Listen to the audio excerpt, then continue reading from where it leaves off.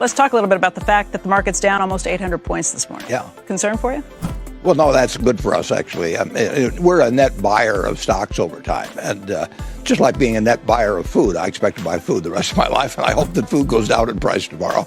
So when stocks are down, we're going to be buying on balance. And who wouldn't rather buy it, at a lower price than a higher price? People are really strange on that. I mean, because most people, most of your listeners are savers. And that means they'll be net buyers, and they should want the stock market to go down. They should want to buy at a lower price. And they have that feeling that they just feel better when stocks are going up. If you worry about corrections, you shouldn't own stocks. I mean, if you can't take your stock going down, it's going to go down sometime if you own a stock, so why worry about it? I mean, the point is to buy something that you like at a price you like, and then hold it for 20 years. And you should not look at it day to day. If you bought a farm or apartment house, you wouldn't get a quote on it every day or every week or every month. So it's a terrible mistake to think of stocks as something that bob up and down, and that you should pay attention to those bobs up and down. You literally every day have thousands of the major American corporations offered to you at a price that changes daily. And you don't have to make any decisions. You have to make, nothing is forced upon you. So there are no called strikes in the business. The pitcher just stands there and throws balls at you. And if you're playing real baseball and it's between the knees and the shoulders, you either swing or you get a strike called on you. If you get too many called on you, you're out.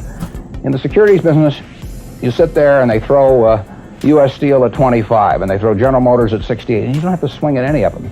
They may be wonderful pitches to swing at, but if you don't know enough, you don't have to swing.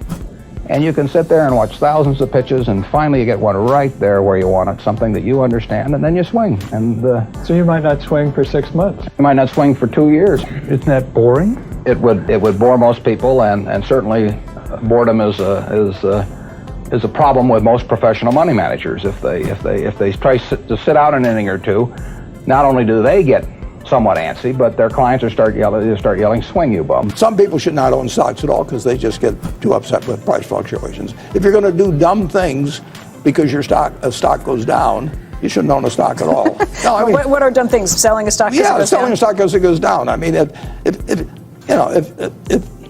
if you buy your house at $20,000 and somebody comes along the next day and says, "I'll pay you 15," you don't sell it because the quote's 15.